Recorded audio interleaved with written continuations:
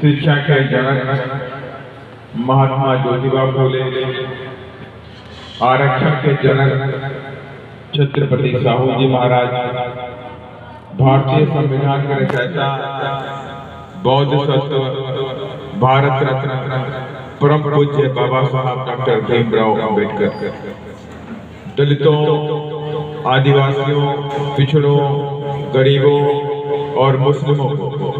राजनीति की मुख्य धारा में लाने वाले बाम सेव DS4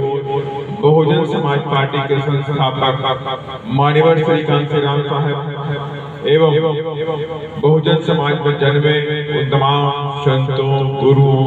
और महापुरुषों के चरणों में श्रद्धा के सुमन अर्पित करते हुए और आज इस बड़ी सादगी की बैठक में हमारे बीच में उपस्थित केंद्रीय कोऑर्डिनेटर प्रदेश प्रभारी सुरेश आर्या जी, प्रदेश प्रभारी सिमरन सिंह झा जी, हरीश सिंह संगोरिया जी, अमर सिंह बंसीवाल जी और हमारे बीच में उपस्थित एडवोकेट चंद्रपाल जी, साथ ही तमाम मेरे बहुजन समाज पार्टी के जवान सिपाहियों, मेरी माताएं, बहनें, अब सभी लोगों को मैं क्रांतिकारी जय भीम करता हूं, जय जवाहर करता हूं। और आज की बैठक में आई हुई तमाम मेरी माताएं, बहनें इस बात का गवाह हैं और तमाम मेरे जो बुजुर्ग पंच पटेल बैठे हुए इस बात का गवाह हैं कि बड़ी सादगी इस बार बहुजन समाज पार्टी जीत करके अपना हाथी जय करने वाली है। और जो सदियों से गुलामी का दौर चल रहा है, सदियों से गरीबी का दौर चल रहा है, उसे खत्म करते और ये हमने ठान लिया। इस बार बहुजन समाज पार्टी के कार्यकर्ताओं ने इस बात को ठान लिया है कि 2023 में सत्ता अपने हाथों में ले करके सदियों से चले आ रहे अत्याचार को, गुलामी को, गरीबी को मिटा करके रख देंगे राजस्थान के अंदर, मिटा के रख देंगे। अभी साथियों ने बताया कि किस तरह से आदिवासी बच्चियों को यहाँ से ट्रकों से भर करके गुजरात में जाते हैं, लेके बेचते हैं। ये बेचारे भी है, गरीबी है।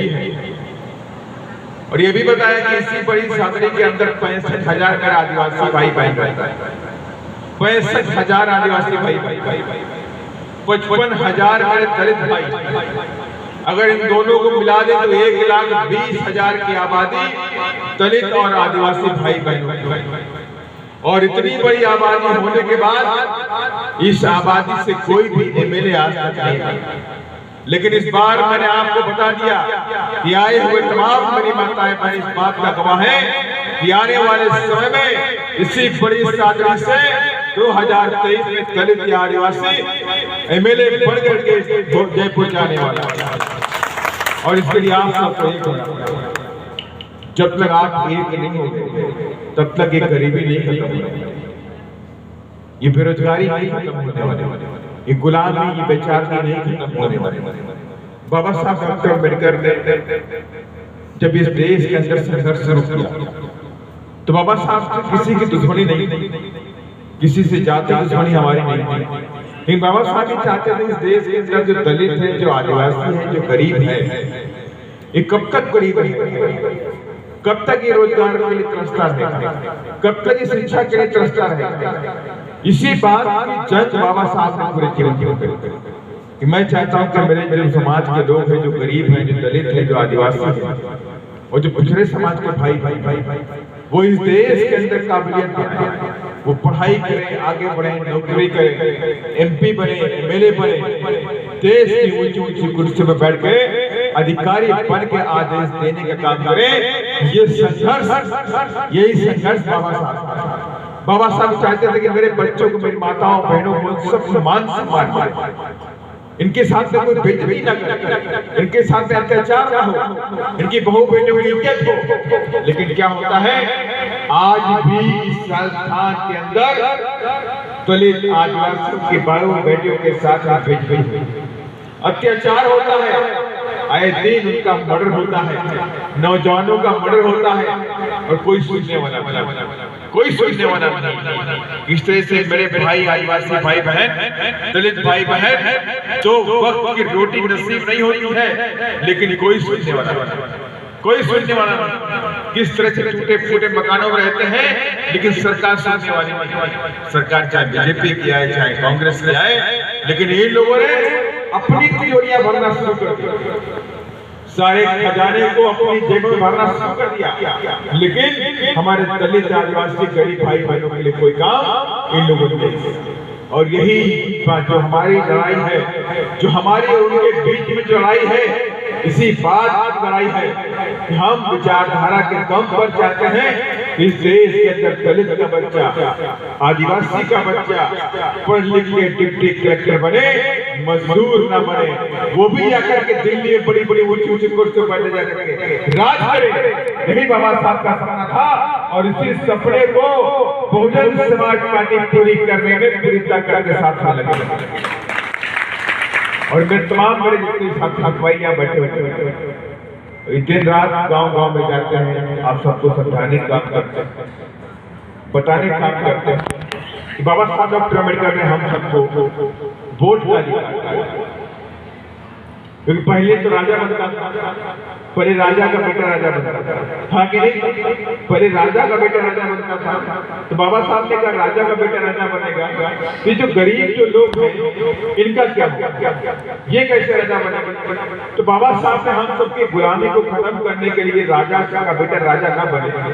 तो हम सबको राजा बनाने के लिए बाबा साहब ने हमें वोट का अधिकार दिया और कहा इस देश जो राजा बनेगा तो राजा का बेटा राजा नहीं बनेगा, इस देश में वही राजा बनेगा जिसको ये लोग वोट देंगे, जिसको ये राजा बनाएंगे वही इस देश का राजा बनेगा। और इसी बाबा साहब ने हम सबको वोट। और बाबा साहब चाहते थे कि जो मेरे दलित, आदिवासी, गरीब और पिछड़े जो भाई बहन हैं इनको मेरे वोट की ताकत, और ये वोट की ताकत, इसी वोट की ताकत से मेरे भाई बहन इस देश के राजा बन सकते हैं। और यही बात आज हम लोग भी कहते हैं कि आपको इसी वोट के जरिए एमएलए बनना है, इसी वोट के जरिए आपको एमपी बनना है। जब आपके एमएलए बन जाएंगे, आपके एमपी बन जाएंगे, तो पार्लियामेंट से लेकर विधानसभा के अंदर आपके दुख तकलीफों को रखने का, उनको बताएंगे कि बड़ी सादगी में मेरे आदिवासी भाई बहनों के पास घर नहीं, 2 वक्त की रोटी का रोजगार नहीं है, खेती बाड़ी नहीं है, आपका रोजगार के साधन नहीं है, स्कूल नहीं है, शिक्षा नहीं है, तब जाकर वहां पे बैठी सरकार को नींद से बाहर निकलेगी और पूरे देश की आवाज पर यहाँ वो सारे काम कराने का काम। लेकिन आपकी तो आवाज ही कोई नहीं, आपकी आवाज कोई नहीं है, क्योंकि जो एमएलए बना बैठा है, जो सांसद बना बैठा है, वो आपकी आपकी जात का नहीं, वो आदिवासी नहीं, वो दलित नहीं, तो आपकी बात क्या रखे, उनसे क्या बात? आपकी गरीबी से, आपके दुख से, आपके दर्द से उन्हें कोई मतलब नहीं। अगर आप चाहते हैं कि आपका दुख दर्द पूरे देश के अंदर के नेता जाने, जो बैठे हुए कुर्सी बैठ करके मलाई खाते हैं, उनके सामने पहुंचे, तो आपको अपने बीच में से किसी एक भाई को विधानसभा में एमएलए बना करके भेजना पड़ेगा और हाथी का बटन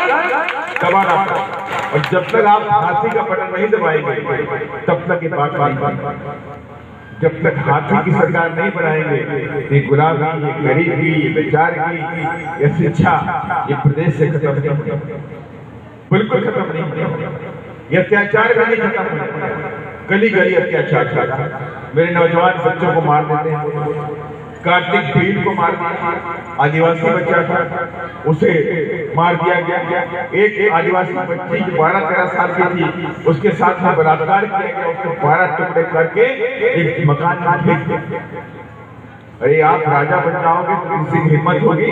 कि हमारी बच्चियों की तरफ कोई आंख उठा करके देख, किसी की हिम्मत है क्या? अगर आप राजा बन जाओगे तो कोई हिम्मत है कि तुम्हारी बहू बेटियों की तरफ आंख उठा करके देख ले?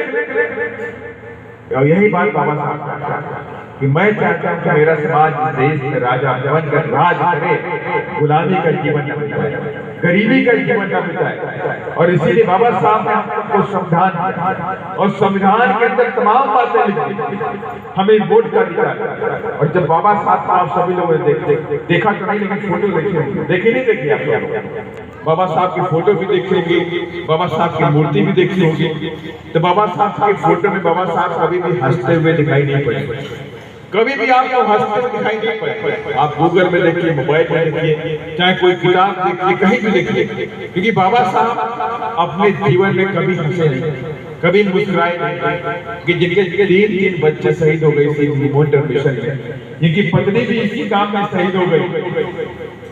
और जिन्होंने पूरा जीवन लगा दिया, कभी मुस्कुराए नहीं। लेकिन जब बाबा साहब अम्बेडकर ने हम सबको वोट का अधिकार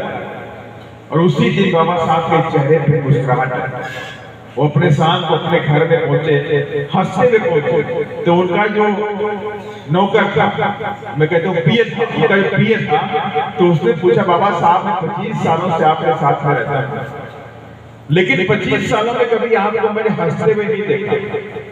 कि आप कभी हंसते, कभी नहीं देखा, आप हमेशा दुखी रहते हैं। लेकिन आज आपने ऐसा कौन सा काम कर दिया है, ऐसी कौन सी घटना घटी है कि आप मुस्कुरा रहे हैं, आप हंस रहे हैं। तो बाबा साहब ने कहा आज मैंने रानी के पेट का ऑपरेशन कर दिया, आज मैंने रानी के पेट का ऑपरेशन कर दिया। अब जो राजा पैदा होगा रानी के पेट से नहीं पैदा होगा, राजा जो पैदा होगा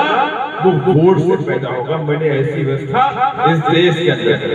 अब मेरे समाज के दलित आदिवासी बच्चे, पिछड़े समाज के बच्चे भी इस देश के राजा बन सकते हैं, मैंने ताकत उनको दी। और इसलिए मैंने आप सभी लोगों से रिक्वेस्ट करने के लिए बताया कि मैं चाहता हूँ कि बड़ी सादगी की सीट आप सभी लोग मिलकर के हाथी का प्रचार करें, गांव-गांव में जाइए, गली-गली, थाने-थाने में जाइए, लोगों को बताइए कि अगर ये सब गरीबी तो बीएसपी को लाना पड़ेगा, अत्याचार खत्म करना चाहते हैं तो बीएसपी को लाना पड़ेगा, रोजगार लाना चाहते हैं तो बीएसपी को लाना पड़ेगा। अगर आप चाहते हो कि आपके बच्चे बेटी बेटियां पढ़ करके अधिकारी बने तो आपको बीएसपी को लाना पड़ेगा। और ये मैं ऐसे यही सेम हालात उत्तर प्रदेश में इतनी गरीबी थी कि 2 वक्त की रोटी नसीब नहीं होती थी।